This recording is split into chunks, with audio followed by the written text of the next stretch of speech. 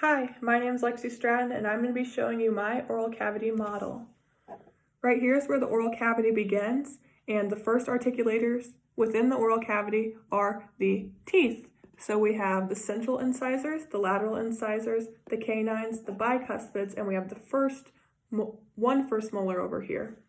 These teeth are going to connect to the maxilla and the mandible through the alveolar process, which is this green line.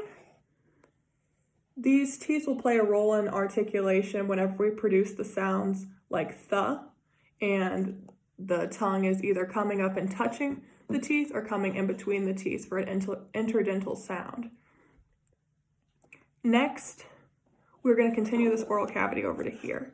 So here's still the oral cavity, and I wanted to just show some of the major muscles for the tongue and the velum, some of the depressors and elevators.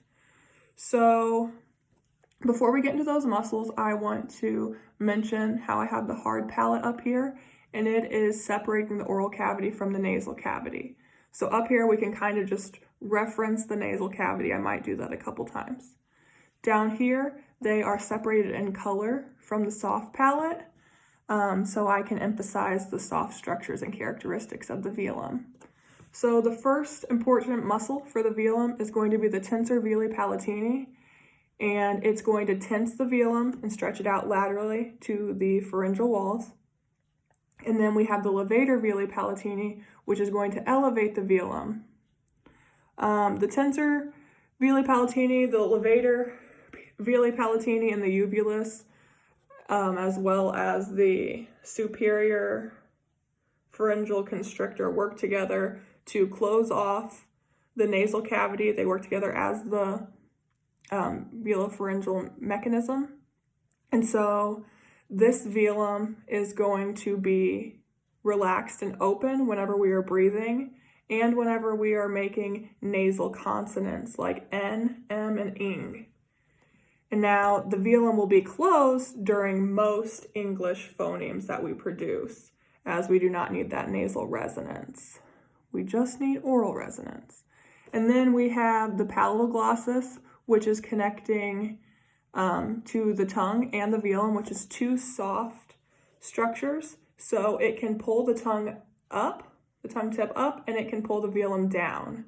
Then we have the styloglossus muscle, and it's coursing from the tongue up to the styloid process. This is working to pull the tongue up and backward. For instance, when we produce sounds like K and G, the K and G sounds. And then, yeah, that's it for those extrinsic muscles. Then we are going to talk about the mandible. So I'm going to reference this little hinge as the mandible. Now this is a reverse hinge. It's opening the opposite way than how I'd want it, but just kind of having that movement of the jaw is what I want to get across. So when we open up this mandible, we have the tongue inside. And so I have a couple landmarks labeled on the tongue. We have the longitudinal sulcus in the tip of the tongue.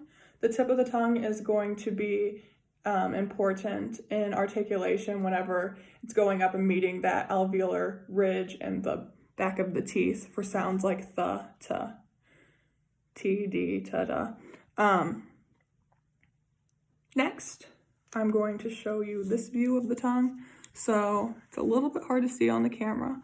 I have a green line that is a muscle here. I have these blue vertical muscles, and then I have this red muscle going down here. So this top muscle is going to be the superior longitudinal muscle, and it's going to work to pull the tongue tip up. And then we have down here, the red one is going to be the inferior longitudinal muscle, which works to pull the tongue down. And then between, we have these vertical muscles, which flattens the tongue. And on the bottom of the tongue, we have the transverse muscles, which are going to work to narrow the tongue.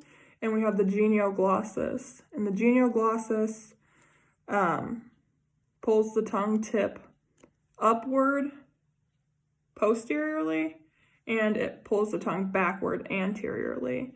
And this isn't really a good placement of the genioglossus, but It's what we're working with. And I did try and draw it out like a fan shape. So that is it with my oral cavity model.